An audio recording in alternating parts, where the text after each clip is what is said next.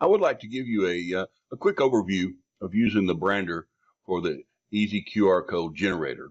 Now, some of our software uses a little bit different branders, and we actually may use this video on other softwares, so keep that in mind. But for this one, we are using Easy QR code generator. Okay, when you open it up, of course, have to enter your license key and download some files, and then you will arrive at this screen.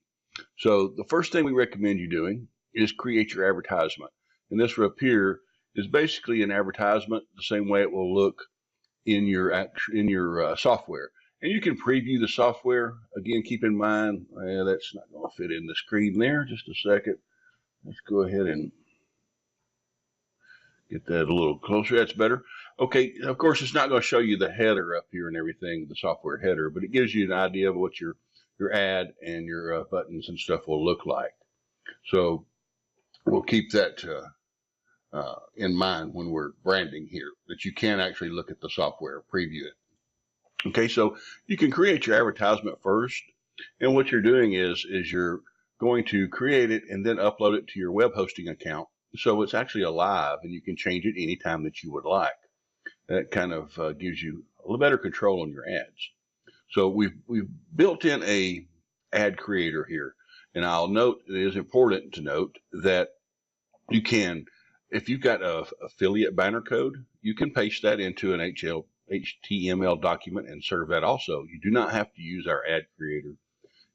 For those with advanced usage, you can create your own. That's fine. But keep in mind that you want to keep it kind of, about 80 pixels high, somewhere in that area, 90 pixels high.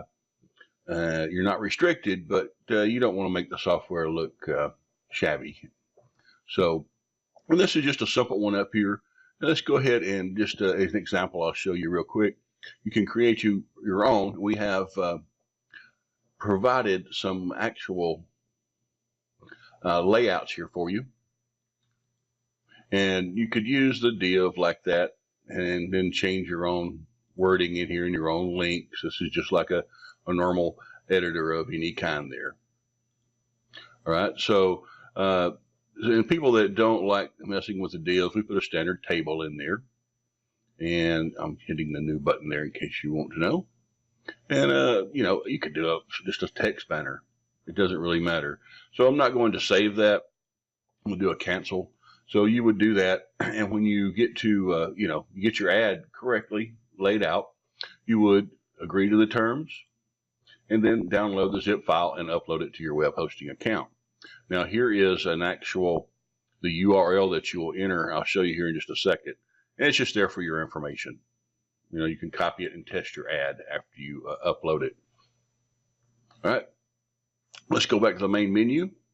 Okay, so on the next section, we're actually branding the software. Okay, and you'll see that the screen here shows you what's existing in the software. Okay, so let's go to modify settings, and you'll see that you can enter your header ad that you just created. That URL I was showing you, that's where you would actually enter that. Okay, you've got buttons in the software and some names. Let's go ahead again. I'll show you this right here will make more sense. And I'll have to shrink it back down. Sorry about that. I should have made my recording screen a little bit larger, it looks like. All right, so what we've got here is there's the name, there's your buttons and your text and your icons. All right, so that's what you will be changing here in the software. So there's your button text at the very top here, and what this is. And if this doesn't exist in your software, please just ignore this step. It will in some software versions and it will not in others. But what this button does is make it so you can enter your affiliate URL, and anytime that anybody else rebrands the software, you get commission. All right, there will be more about that on the website. So that would be these two, and then you will see the special deals and the free stuff right here, and you can change the icons on the buttons. and of course the URLs. You save your data and you will automatically rebrand the software. All right, so let's go back to the main menu. And again, that preview software. And when you get ready to finalize the branding, you just go ahead and hit yes, delete now. And what that does is resets everything to user mode, and the software branding is done. Just like that, okay? So the next time that someone starts the software, it's going to be in user mode. And there are your buttons and stuff to lead.